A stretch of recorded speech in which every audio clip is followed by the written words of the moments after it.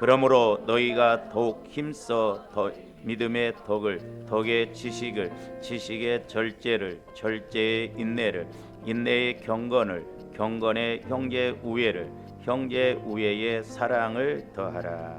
아멘.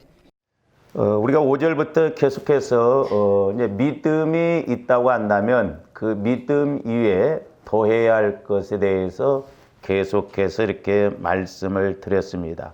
오늘이 이제 6절 후반절 절제 인내를 그러면서 인내의 경건을 그랬습니다. 경건을.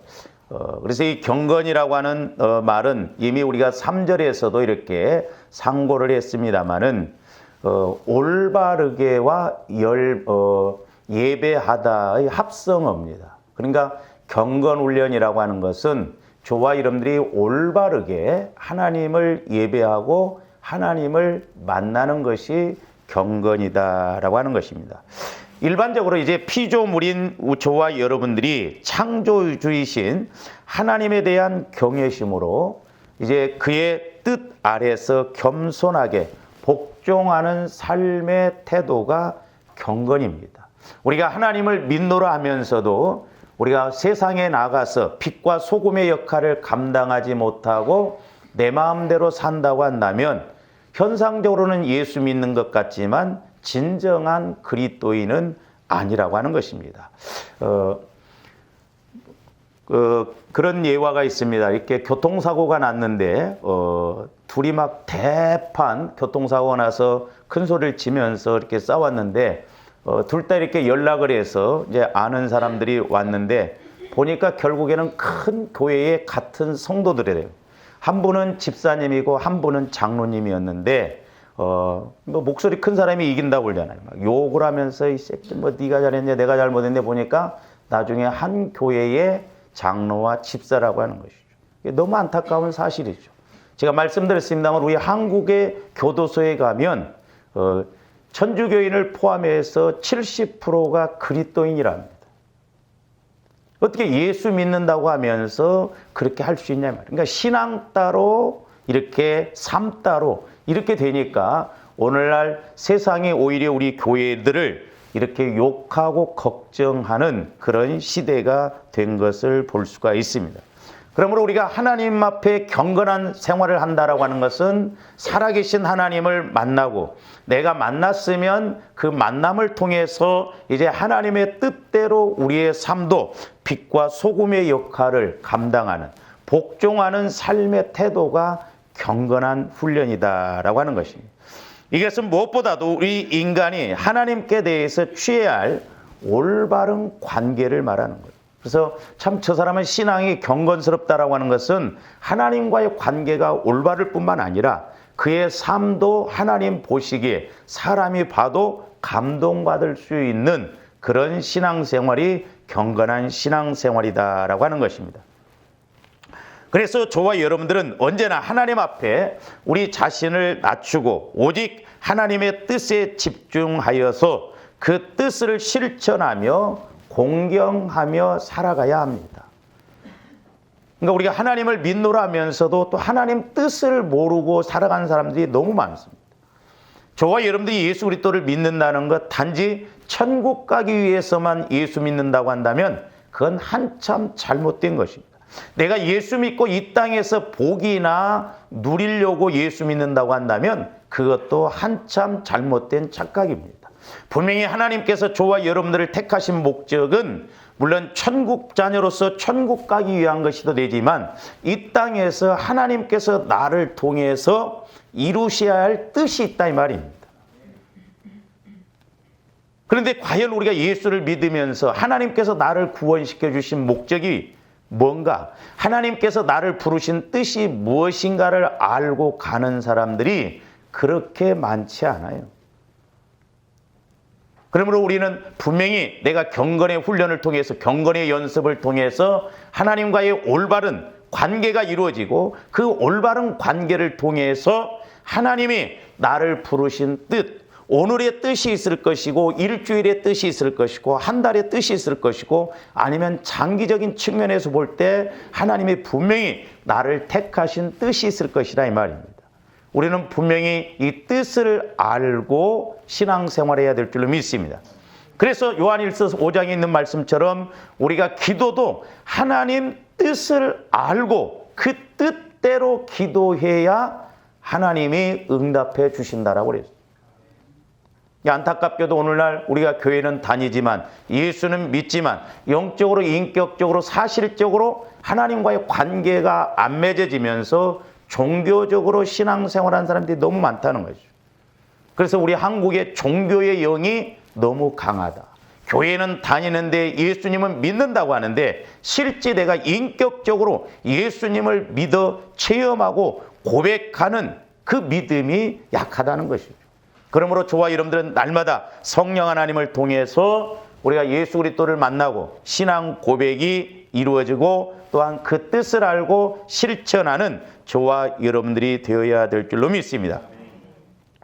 이렇게 하지 못한 사람들은 보면 내 자신이 하나님과 비기려 하고 아니면 하나님보다 높아지려고 합니다. 만약에 제가 여러분들한테 집사님, 권사님, 왜 하나님보다 높아지려고 합니까? 왜 하나님과 비기려고 합니까? 그러면 한 사람도 내가 언제 하나님보다 높아지려고 했는가? 내가 언제 하나님과 비기려고 했는가? 다 반문할 거예요. 그러나 우리가 영적인 측면에서 보면 하나님을 인식하지 못하고 내 생각대로 내 주장대로 사는 것이 바로 하나님보다 높아지려고 한 것이고 하나님과 비기려고 하는 것입니다. 우리가 하나님을 인식한다고 한다면 우리가 대통령만 온다고 해도 인식하기 때문에 막 철저하게 준비하고 두렵고 떨림으로 맞이하잖아요. 그래서 사도 바울도 너희 구원을 두렵고 떨림으로 이루어 나가라고 그랬잖아요. 그러니까 내가 하나님의 영적으로 인격적으로 사실적으로 만나면 누가 뭐라고 하더라도 달라요. 달라. 참 안타깝게도 이제 제가 이렇게 기도하면서 우리 한국에 있어서 이게 명절만 들어오면 하나님이 맥을 못 주셔버려요. 명절 앞에 다 그냥 무너져 버린다 이 말이에요. 예배도 무너져 버리고. 물론 시골로 가서 그 시골 교회 가서 예배 드리고 그런 것도 좋은 현상인데 이 예배가 무너져 버리죠. 지금 가면 갈수록 예배가 무너집니다. 수요 예배, 금요 심야 예배, 옛날에는 철야했는데 요즘은 철야도 길어요. 그러니까 심야 예배로 끝납니다. 이제 조금 가면 이것도 없어질 거예요. 오전 예배 드리고 오후 예배 생각은 좋았죠. 주일날 가족과 함께 지내지 못하니까 오후 예배 드리고 저녁에 가족과 함께 지내자 해서 좋은 의도하에 그렇게 했는데 그게 되냐고요.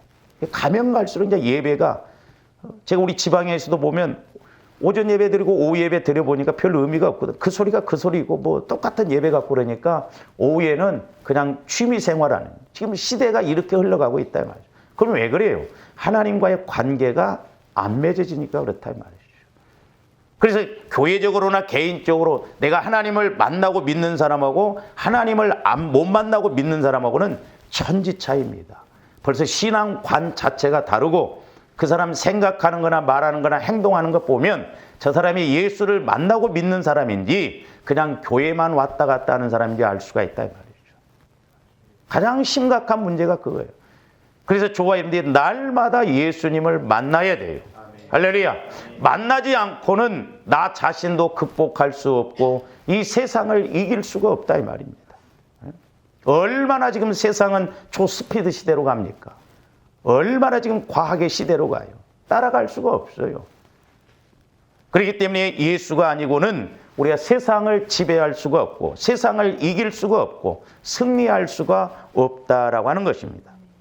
그래서 마귀는 이렇게 하나님과의 관계를 본래 궤도에서 철저히 이탈시켜 버립니다. 오늘 말씀으로 보면 경건하지 않게 신앙생활한다 이 말이에요. 그냥 신앙생활을 하나의 종교생활, 뭐 믿어도 되고 안 믿어도 되고 이게 아니에요. 저와 여러분들이 신앙생활하는 것은 죽느냐 사느냐의 문제예요. 그래서 우리 기독교는 종교가 아닙니다. 우리 기독교는 생명 자체예요. 죽느냐 사느냐, 내 영이 죽느냐, 내 영이 병들어가느냐, 죽느냐 사느냐의 문제인데 사람들이 영혼에 관심이 없습니다. 그러니까 그냥 내 마음대로 믿어요. 편리할 대로 믿습니다. 그게 아니에요. 그래서 신앙생활이라는 것은 예수를 만나게 되면 교회에 대해서, 하나님에 대해서 거룩한 부담을 갖게 되는 거예요. 내가 이렇게 하면 안 되지. 이렇게 하면 안 되지. 늘 초점이 하나님께 맞춰져야 된다 이 말이죠. 그래서 오늘 말씀에 보면 인내의 경건을 이렇게 말씀하고 있습니다. 특히 앞서 나온 바 이렇게 참고 견디는 인내력이 강한 사람이 자신의 의지를 더욱 중요하게 생각하여 하나님께 대하여 이렇게 공경하는 자세를 취하지 않을 위험성이 있으므로 인내 뒤에 경건을 이렇게 말씀하고 있습니다. 어떻게 보면 제 생각에서는, 제 입장에서 본다고 한다면 이 경건이라고 하는 것이 앞으로 가야 맞지 않는가 생각이 들어요. 근데 오늘 말씀에서는 이 경건을 앞에 두지 않고 이렇게 인내 뒤에다 두었습니다. 그러니까 어느 정도 우리가 믿음을 갖고 간다고 할 때 어느 정도 내 생각에서 뭐 지식을 가질 수 있고 내 생각으로 어느 정도 절제를 할 수 있고 내 생각으로 어느 정도 인내할 수가 있다 이 말입니다. 그러나 진정한 하나님과의 관계가 와지지 아니하면 절제라든지 인내라든지 독이라든지 이것이 빛으로 나타나지를 못한다라고 하는 것입니다. 그리고 이제 그 뒤에 보면 경건이 형제 우애를 형제 우애에 사랑을 더하라 그랬는데 조바님들이 경건을 통해서 주님을 만나서 그 주님 사랑 안으로 들어가지 아니하면 절대 우리에게서 주님 사랑이 나올 수가 없어요.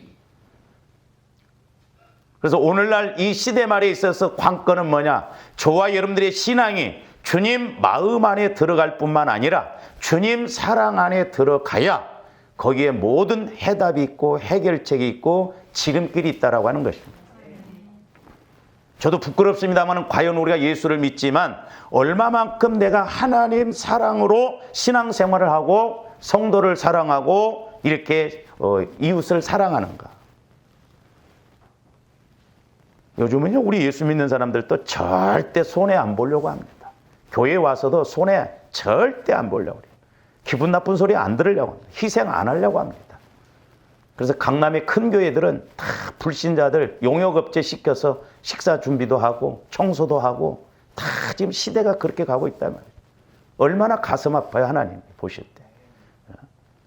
구원의 은혜를 생각하면 감격해서 우리가 봉사도 하고 헌신도 그랬는데 귀찮다 이 말이에요. 이제.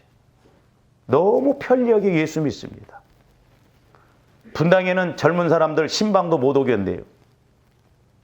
그냥 우리가 알아서 믿을 테니까 신방 오지 말고 헌금은 온라인으로 계좌로 이체시키고 그런대요. 지금 시대가 이렇게 됐어.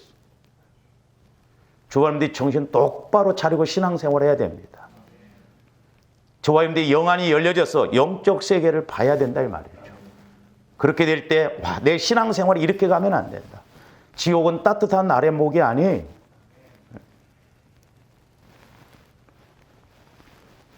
그러면 이제 경건 다음에 뭐라고 그랬어요? 형제 우애를 그랬습니다. 여기서 이제 형제 우애라고 하는 것은 사랑을 뜻하는 헬라어 그 필리아와 형제를 뜻하는 그러니까 사랑을 뜻하는 필리아와 형제를 뜻하는 아델포스라고 하는 그런 합성어로서 형제에 대한 사랑 그 말입니다. 그러니까 형제 우애를 이 말은 형제에 대한 사랑을 그랬어요. 원래 형제라고 하는 것은 한 어머니 뱃속에서 나온 혈육을 의미를 합니다마는 오늘 말씀에서는 한 뱃속에서 나오는 혈육을 의미하는 것이 아니라 그리스도 안에서 한 믿음을 가진 공동체, 지체를 말한다 이 말입니다. 그리고 이 필리아는 일반적으로 하나님의 사랑을 뜻하는 아가페의 위대한 개념이 반영되어서 인간들의 사랑에 적용되는 단어입니다. 그래서 이제 헬라에서는 사랑이 네 가지죠. 에로스, 필리아, 스톨게, 아가페. 그래서 이 필리아는 이제 서로 친구 간의 사랑 이런 관계를 말하거든요. 그런데 형제 사랑의 가장 큰 실행은 그를 위하여 목숨까지도 희생하는 것이에요. 우리가 자식을 위해서는 죽는다고 하잖아요. 근데 믿음 안에서 그 사람을 위해서 죽는다? 아마 하나님이 충격받으실지도 몰라요. 우리에게 얼마나 사랑이 있는가? 과연 예수 그리스도의 사랑으로 내가 얼마나 실천을 하고 가는가?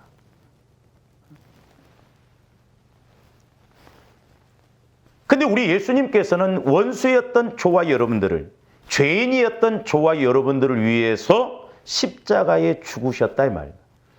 산술적으로 본다고 한다면 우리 하나님 아무런 계산이 안 나오는 그런 거예요. 원수였던 저와 여러분들을, 죄인이었던 저와 여러분들을 위해서 죽어줄 때 뭐가 나오겠냐 이 말이죠. 그런데 이제 저도 이렇게 깨닫게 되는 게 뭐냐면, 나중에 가서 말씀드렸습니다만 하나님 사랑 안에 들어가면 육신적으로 산술적으로 보면 희생이고 손해고 억울함인데 아닙니다. 그게 최고의 은혜요, 복이요, 지름길이에요. 할렐루야. 그래서 마귀는 철저하게 이 단계로 못 가게 한단 말이에요. 그러니까 저와 여러분들이 먼저는 너희가 내 안에, 내가 너희 안에, 그리스도의 마음과 내 마음이 하나 되어지는 그 은혜를 먼저 받아야 그나마 이제 그 사랑 안에서 하나님 사랑이 이런 거구나 하는 것을 깨달을 수가 있다 이 말이죠. 자, 요한복음 15장 13절 말씀 보십니다. 사람이 친구를 위하여 자기 목숨을 버리면 이보다 더 큰 사랑이 없나니 그랬죠. 물론 이제 저 말씀 뒤에 보면 친구라는 건 예수 그리스도를 말해요. 그러니까 예수 그리스도를 통하여서 내가 희생하고 목숨을 버리면 그만한 은혜와 축복이 있지만, 예수가 빠진 죽음은 고린도서 13장에 보면 사랑이 없으면 아무것도 아니라고 그랬잖아요. 그래서 우리는 늘 그리스도의 사랑 안에서 이렇게 행하고 나가는 저와 여러분들이 되어야 될 줄 믿습니다. 그 다음에 고린도전서 8장 9절에서 13절도 봅니다. 자, 우리가 단지 지식만 갖고 신앙생활하면 저런 죄를 범하기가 쉬워요. 그런즉 너희의 자유가 믿음이 약한 자들에게 걸려 넘어지게 하는 것이 되지 않도록 조심하라. 특별히 신앙생활을 오래 하고 교회 생활을 오래 한 사람들은 이제 갓 들어온 사람들, 이제 신앙생활하는 사람들에 대해서 내 기준으로 판단하고 내 기준으로 끌고 가려고 하면 안 된다 이 말이에요. 지금 우상 제물에 관한 문제거든요. 근데 지식 있는 내가 우상의 집에 앉아 먹는 것을 누구든지 보면 그 믿음이 약한 자들의 양심이 담력을 얻어 우상의 제물을 먹게 되지 않겠느냐. 지금 오늘날도 마찬가지입니다. 여러분들 명절 때 이렇게 안 믿는 형제들이 제사 지내고 그러잖아요. 저 그 사촌 조카 아내가 있는데 지가 믿음이 좋다고 하면서 이제 저한테 삼촌 나는 우상 제물에 대해서 안 먹어 그러더라고. 근데 걔 앞에서는 내가 먹지 말아야 돼. 야, 성경에 보면 다 모든 걸 감사함으로 먹으라고 해서 상관없어. 먹으면 걔가 시험 들 것 같으면 그 영혼을 내가 죽이는 거예요. 그래서 지식은 교만하고 사랑은 덕을 세운다고 그랬어요. 자, 11절 봅니다. 그러면 내 지식으로 그 믿음이 약한 자가 뭐라고 그랬어요? 멸망하나니 그런다고 그랬어요. 그는 그리스도께서 위하여 죽으신, 그도 하나님의 예수님의 피값으로 구원받은 사람이에요. 단지 믿음이 약하기 때문에 우상 제물에 대해서 먹지 않는다고 그랬어요. 근데 믿음이 있다고 하는 사람이 그거 먹어도 괜찮아 하면서 먹어버리면 결국 그 영혼을 죽이는 것이라. 우리가 신앙생활하다 보면 이럴 때가 많아요. 그래서 이같이 너희가 형제에게 죄를 짓는 거예요. 그 형제에게. 그리고 하나님에게 죄를 짓는 거예요. 그 약한 양심을 상하게 하는 것이 곧 그리스도에게 죄를 짓는 것이라.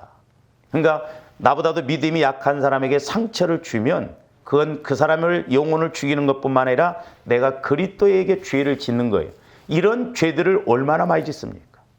그러니까 우리가 기도를 해도 응답이 없는 거예요. 의외로 이런 데서 우리가 많이 걸려들어 있습니다. 조합들 이런 분별을 잘해야 돼요. 우리 신앙생활하다 보면 서로 미워할 것도 없는데 그 어떤 생각이 좀 다르다고 행동이 다르다고 서로 미워하고 서로 정죄하고 그러잖아요. 절대 성령의 역사가 거기 일하실 수 없습니다.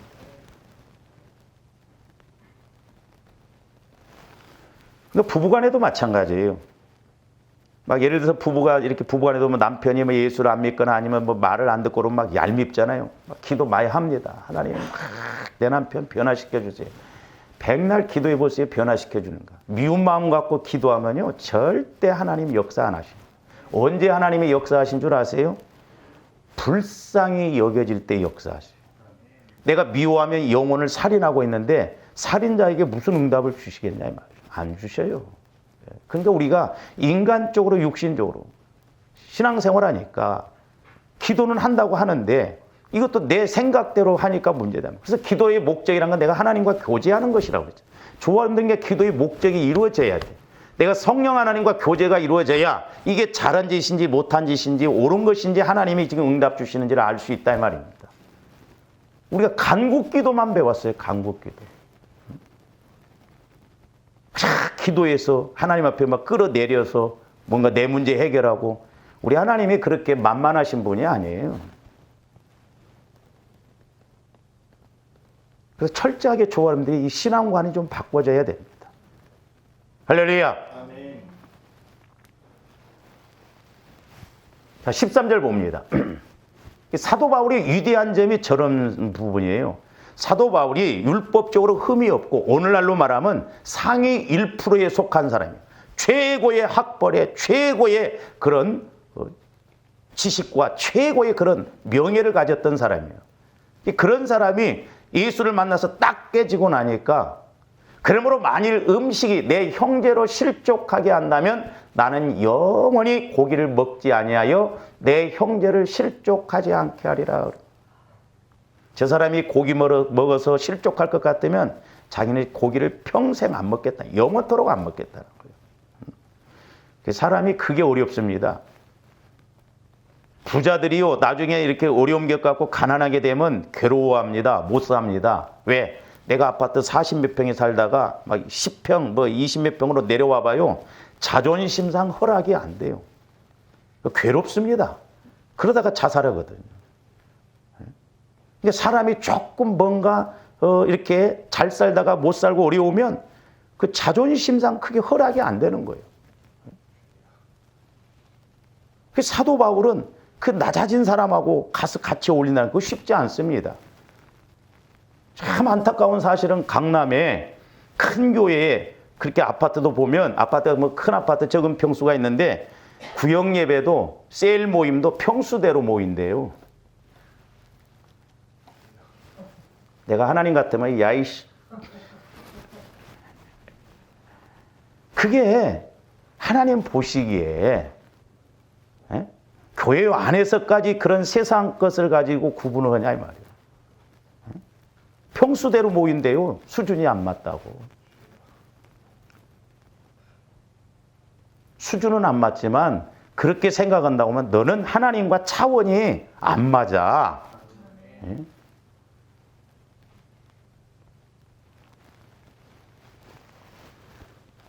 뿐만 아니라 이렇게 믿음 안에서 한 지체를 사랑하는 것은 참된 제자의 특징입니다. 자, 요한일서 4장 20절 한번 봅니다. 누구든지 하나님을 사랑하노라 하고 그 형제를 미워하면 이는 거짓말하는 자니 그랬어요. 제가 우리 동기 목사님하고 이렇게 모여서 이제 그런 대화를 했어요. 목사님, 목사님을 사랑하는 사람이 하나님을 잘 믿을까요? 하나님을 사랑하는 사람이 목사님을 잘 사랑할까요? 그랬어요. 그랬더니 이 목사님이 하나님을 사랑하는 사람이 목사님을 사랑한다는 거예요. 그래서 내가 틀렸다고 그랬어요. 지식적으로 이론적으로는 맞아요. 하나님을 사랑하는 사람들이 이웃을 사랑하는 건 맞습니다. 이론적으로는. 근데 하나님을 사랑하노라 하면서 형제를 미워하고 이웃을 미워하고 사랑 못하는 사람 많아요.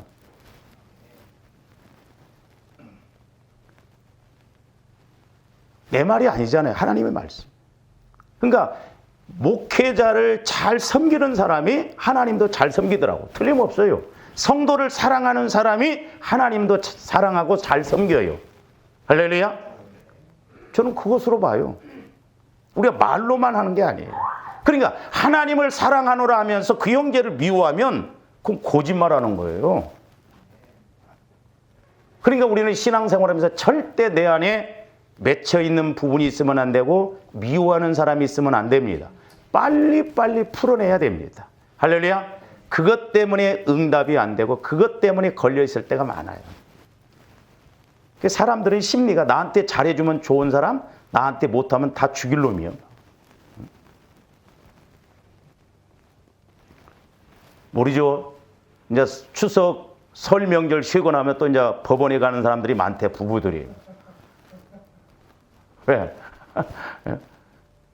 명절 증후군. 서로 이해하지 못하고, 서로 사랑하지 못하고. 그런 것 때문에 이제 또 난리가 나죠. 아마 지금도 아마 오는 중에 차 속에서 대판 싸우는 사람들이 많을 거예요, 지금. 시어머니가 왜 그 모양이냐고. 나중에 너도 이제 자라나서 시어머니 돼. 틀림없어. 그 형제를 미워하면 이는 거짓말하는 자니 보는 바 그 형제를 사랑하지 아니하는 자는 보지 못하는 바 하나님을 사랑할 수 없느니라. 눈에 안 보이는, 영적으로만 보고 육신적으로 안 보이는 하나님을 사랑할 수가 없다는 거예요. 우리 오해하지 말아야 돼요. 착각하지 말아야 됩니다. 내가 이렇게 열심히 신앙생활하고 이렇게 열심히 기도생활했는데 아니, 본질적인 우리 마음 안에 이런 것들이 처리되어지고 하나님과의 관계에서 막힘이 없어야 될 줄로 믿습니다. 그래서 신성한 성품, 즉 예수 그리스도의 성품에 참여한 사람들은 또 베드로전서 1장 23절에서 이렇게 말하는 중생한 사람들, 구원받은 사람들은 문화나 신분이나 교회 직분의 차이를 막론하고 만왕의 왕이신 하나님의 자녀들로서 피차 변화된 존재에 걸맞는 행동을 해야 돼요. 다 똑같아요. 교회 안에서. 세상 어떤 신분? 그 의미가 없어요. 근데 자꾸 세상 신분을 교회까지 갖고 와야 되고. 내가 사장이네. 내가 의사네. 내가 이래봐도 교수네. 그게 의미가 없어요. 다 죽으면 지옥 갈 사람들 구원시키는 거예요. 그러니까 이런 것을 가지고 와서 안 알아준다고. 그런 사람들이 얼마나 많습니까? 그 좀 저 같은 경우에는 이제 목회자이다 보니까 뭐 세상적으로도 직업적으로나 막 명예가 있는 그런 분들이 시골이나 아니면 조그마한 교회들 가서 참 이렇게 열심히 섬기면 얼마나 하나님이 기뻐하실까. 근데 조그마한 교회로 안 가려고 합니다. 다 큰 교회로 가려고 그래요. 큰 교회. 그러니까 교회라고 하는 것은 한 명 모여도 주님 몸, 100명 모여도 주님 몸, 10,000명이 모여도 주님 몸이에요. 한 교회입니다. 한 교회. 그러나 작아도 10교회가 된다고 한다면. 그러니까 제가 그런 부분에 대해서 기도를 할 때 10,000명 모이는 교회에서 분리개척을 않고 그대로 있어요. 그 한 교회예요. 근데 1,000명 모이는 교회에서 분리개척을 해서 교회를 10개를 세웠어요. 하나님이 보실 때는 1,000명 모여서 그렇게 개척한 교회들을 하나님은 더 훨씬 크게 보신다. 왜냐하면 믿는 자의 무리가 주님 몸이기 때문에 그렇다는 거예요. 그러니까 우리가 하나님 앞에 가서 내가 이런 데서 신앙생활 했으니까 아니에요. 옛날에는 그래도 이렇게 천막천호도 왔는데 요즘은 사람들이 천막천호면 안 합니다. 그래서 교회 개척도 지금은 어려워요. 왜? 돈 몇천 갖고 할 수가 없어요. 몇 억이 있어야 돼 지금. 시설을 최고로 해놔야 옵니다. 지금 시대가 그렇게 자꾸 변해가고 있다. 자, 베드로전서 1장 23절 한번 봅니다.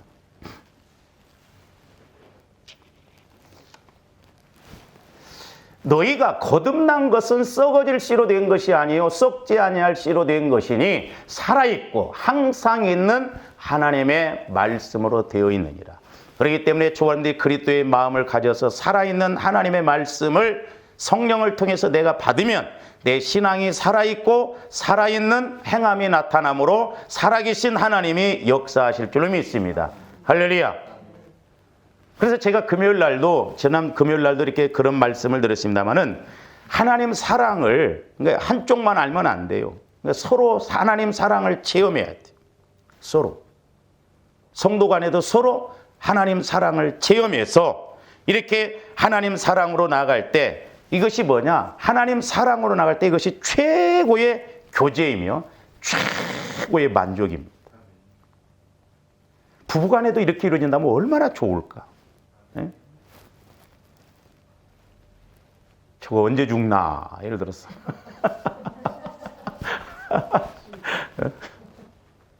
왼수가 돼버린다면 왼수가.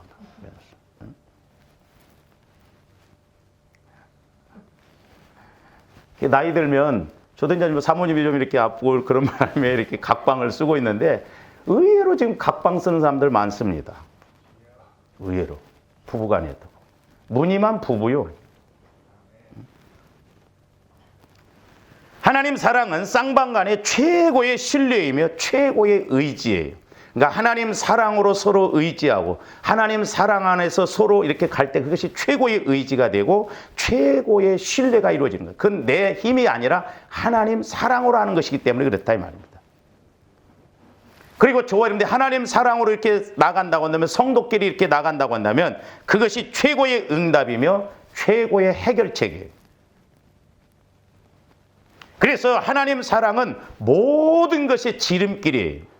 할렐루야. 그래서 저와 여러분들이 그래서 이제 로켓을 쏘잖아요. 막 이게 추진력이 있어서 막 분리가 돼서 이제 그 힘에 의해서 가듯이 저와 여러분들이 최종적인 믿음의 덕의 지식을 해서 최종적으로 하나님 사랑의 단계까지 탁 올라가면 그때부터는 이제 초월적인 거예요. 초월적인 힘이 나온다 이 말이에요. 내 힘이 아니에요. 하나님의 일하심이 역사하심이 나타난다 이 말입니다. 할렐루야. 그래서 모든 것의 지름길이고 모든 것의 해결책이며 모든 것의 해답이에요. 그러니까 우리가 엉뚱한 데서 자꾸 해답 찾으려고 하면 안 돼. 말씀 안에 들어가서 하나님 사랑 안에 들어가서 그 해답을 찾아야 될 줄로 믿습니다. 왜냐? 사랑은 허다한 죄를 덮는다. 사랑으로 행하라. 사랑을 따라 기도하라 그랬잖아요.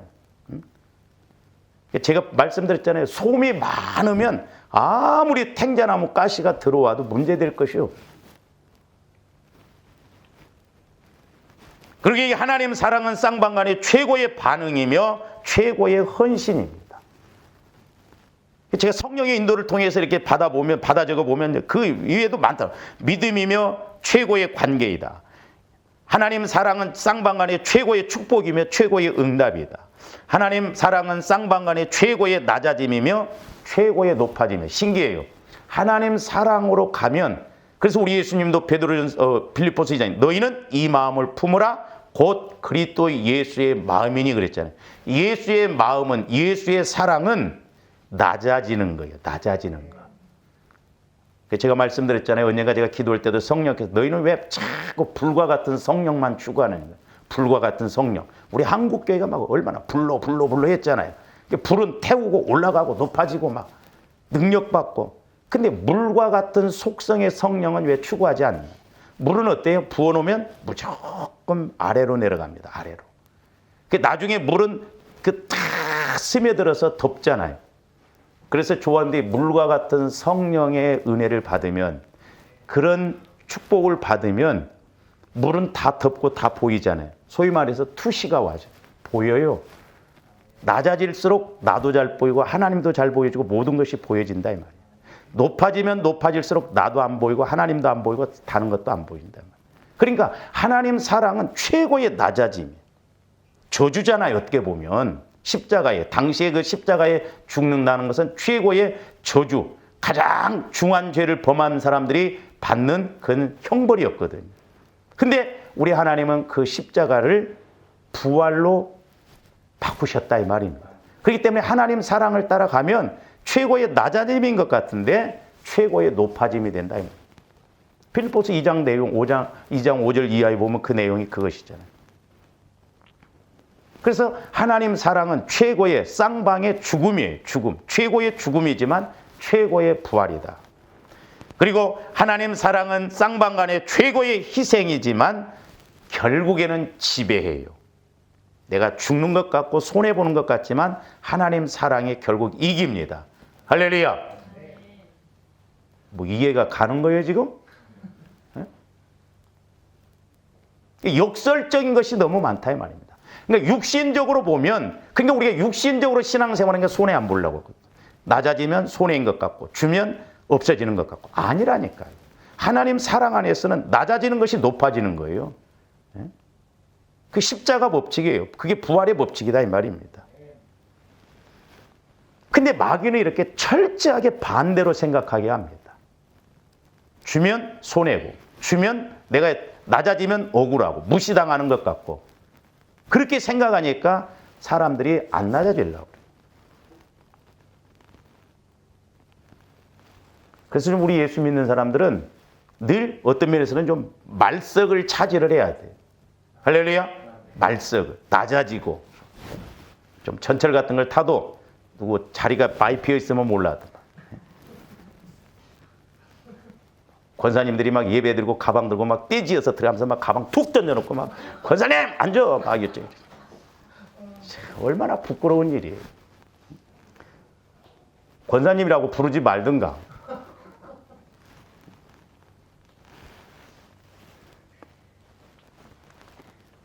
그 다음에 이제 형제 우애의 사랑을 그랬죠. 이 형제 우애의 사랑이라고 하는 것은 이제 서로 짐을 짊어짐으로써 그리스도의 법을 성취하며 성령 안에서 하나 된 것을 힘써 지키는 것이에요. 그리스도의 법이 뭐냐? 서로 하나님 사랑으로 짐을 짊어지는 거예요. 서로 하나 되는 거예요. 할렐루야. 자, 갈라디아서 6장 2절에서 3절 봅니다. 너희가 짐을 서로 지라. 그리하면 그리스도의 법을 성취하라. 저기서 그리스도의 법이라는 것이 사랑의 법이에요. 사랑의 법. 그러니까 우리가 이런 걸 모르고 만일 누가 아무것도 되지 못하고 된 줄로 생각하면 스스로, 저는 그렇게 생각해. 저도 마찬가지예요. 우리가 하나님 사랑을 모르고 신앙생활 한다고 잘한다고 큰 소리 치면 아직 덜 됐다 이 말입니다. 그건 속이는 것이다 이 말. 그리스도의 사랑만이 온전하고 그리스도의 사랑을 따라갈 때 그것만이 하나님께서 인정해 주시고 상급받는 복입니다. 그래서 마태복음 25장에 보면 염소와 양의 비유는 그건 가난한 사람들을 도왔느냐 안 도왔느냐 그런 차원이 아니에요. 우리 주변에 가난한 사람들이 얼마나 많습니까? 언제 다 도와요. 그게 아니라 너희가 내 사랑으로 이웃을 돌봤느냐 안 돌봤느냐 그 차원이에요. 그러니까 그 염소와 양의 심판은 사랑 심판이에요. 내가 얼마만큼 그리스도의 사랑을 따라서 신앙생활을 했느냐. 그 다음에 에베소서 4장 2절에서 4절도 봅니다. 모든 겸손과 온유로 하고 오래 참음으로 사랑 가운데서 서로 용납하고, 그러니까 사랑 가운데서 서로 용납하고, 그 다음에 평안에 매는 줄로 성령이 하나 되게 하신 것을 힘써 지키라. 서로 하나 돼야 돼요. 교회도 마찬가지고 부부도 마찬가지고 직장도 마찬가지고 나라도 하나가 돼야 돼. 우리나라가 지금 이게 보통 문제가 아닙니다. 기도 많이 해야 돼요. 예? 지금 마귀가 교회를 무너뜨리기 위해서 그런 거예요. 기도 많이 해야 돼요, 우리가. 그러면서 몸이 하나이요 성령도 한 분이시니 이와 같이 너희가 부르심의 한 소망 안에서 부르심을 받았느니라. 그러니까 언제 하나가 되어져요? 성령 안에서. 그리고 언제 하나가 되어져요? 이렇게 청년들도 보면 내가 볼 때 제대로 된 만남이 아니에요. 그렇게 뭐 만나서 어찌고 보면 나중에 결혼하면 평생 싸우고 살 사람인데 사랑하니까 껍데기로도 사랑하니까 막 하나 되어져서 사랑하니까 결혼한대요. 지금 물어보면 80%가 아니래요. 성령께서. 그러니까 성령과 사랑 안에서는 서로 이렇게 하나가 되어지죠. 우리가 2단계까지 가야 될 줄로 믿습니다. 이것이 신의 성품, 신성한 성품, 보배로운 믿음을 갖고 가는 사람들입니다. 한편 이제 형제 우애의 사랑을 그랬는데, 자, 믿음으로 시작된 그리스도의 덕목은 사랑으로 완성됩니다. 여기서 말하는 하나님의 사랑을 뜻하는 아가페는 친구들 간의 우정을 말하는 필리아 사랑이나 남녀 간의 애정을 말하는 그런 에로스적인 사랑이 아니고 근본적으로 하나님께 그 기초를, 기본을 두고 있는 것입니다. 이 사랑은 하나님께서 우리들에게 보여주신 태도를 말합니다. 즉 아가페 사랑은 우리들의 인격에 의하여 우러나오는 것이 아니라 하나님의 인격에 의하여서 우러나오는 거예요. 부모가 자식을 얼마나 사랑합니까? 그러나 하나님 사랑은 감히 그 부모 사랑에 따라갈 수가 없습니다. 왜냐? 우리 하나님은 본체가 사랑이셔요. 자, 요한일서 4장 8절 봅니다. 사랑하지 아니하는 자는 하나님을 알지 못하나니 이는 하나님은 사랑이십니다. 참 어떻게 보면 굴러가도 엎어가도 넘어져도 서도 만날 수밖에 없는 분이 예수님이고 하나님 사랑인데 신기하게 어쩐 우리는 그렇게 피해가는지 모르겠어요. 아이러니컬해요. 자, 독생자 예수 그리스도를 통하여 이 세상에 보여주신 것으로 전적인 희생을 내포하고 있는 것이 하나님 사랑이에요. 자, 요한일서 3장 16절 봅니다. 그가 우리를 위하여 목숨을 버리셨으니 우리가 이로써 사랑을 알고 우리도 형제들을 위하여 목숨을 버리는 것이 마땅하니라. 저와 여러분들이 목숨까지는 버릴 필요 없어요. 또 그런 사랑도 없을 것이고. 그러니까 이제 우리가 부부간에도 그러잖아요. 사랑하려면 막 이렇게 이제 설교 듣고 부흥회 같은 데 막 기도원 가면 맞아. 내가 가서 사랑해야지. 그래도 나의 남편인데 사랑해야지. 은혜 받고 와서 보니까 하는 짓 보니까 사랑이 아니라 그냥 그래서 사랑하려면 조아님들이 희생이 따라야 돼요. 먼저 그것이 이루어져야 돼요. 희생, 용서, 용납, 인내. 이건 전부 내가 죽어지지 않고는 어려워요. 어렵습니다. 다 붙여준 이유가 있어. 나는 그래서 이렇게 부부간에 뭐 말을 보면 한쪽 말만 들으면 해답 안 나와. 양쪽 말 들어봐야 돼. 그래서 50대 50으로 놓고 봐야 돼. 다 붙여준 거. 내 성질이 지랄 같은 게 지랄만 가진 그런 붙여준 거예요. 다 양면성 있게 봐야 돼. 다 보면 해답이 나온다니까요. 그러니까 하나님 사랑으로 가지 않고는 해답이 안 나와. 뿐만 아니라 우리 하나님께서 이제 저와 여러분들 속에 이루시고자 하는 것이 이 하나님 사랑인데 로마서 5장 5절도 봅니다. 소망이 우리를 부끄럽게 하지 아니하면 우리에게 주신 성령으로 말미암아 하나님의 사랑이 우리 마음에 부음받습니다. 그러니까 성령의 인도를 통해서 가면 하나님의 사랑도 와진다는 거죠. 그러니까 성령의 역사 없이는 절대 하나님 사랑을 몰라요. 그러므로 조원들이 늘 성령의 인도를 통해서 하나님 사랑을 체험하고 순종하는 조와 여러분들이 되어야 될 줄로 믿습니다.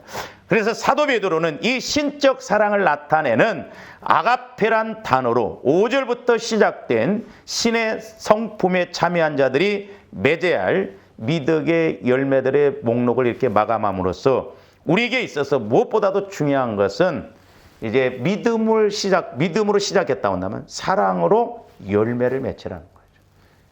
우리 신앙의 결과는 사랑의 열매로 점검해요. 하나님. 사랑으로 결국 우리를 심판하실 것입니다. 그러므로 저와 여러분들이 이제 상급받기 위해서 우리가 믿음으로 시작해서 사랑의 열매를 맺어서 온전하다 일컬음 받고 칭찬 듣는 저와 여러분들 되시기를 주님의 이름으로 축원을 드립니다. 기도하시죠. 사랑의 주님 감사를 드립니다. 이제 날마다 우리의 속사람인 영혼이 성장하여 말씀이 깨달아지고 말씀이 체험되어져서 우리 삶 속에 이제 하나님 사랑이 드러날 뿐만 아니라 사랑으로 교회를 세우고 사랑으로 주님을 섬기고 사랑으로 형제를 섬기고 모든 사람을 섬겨서 온전함을 이루고 가는 복된 저희들 되게 하여 주시옵소서. 감사를 드리오며 예수 그리스도 이름으로 기도하옵나이다.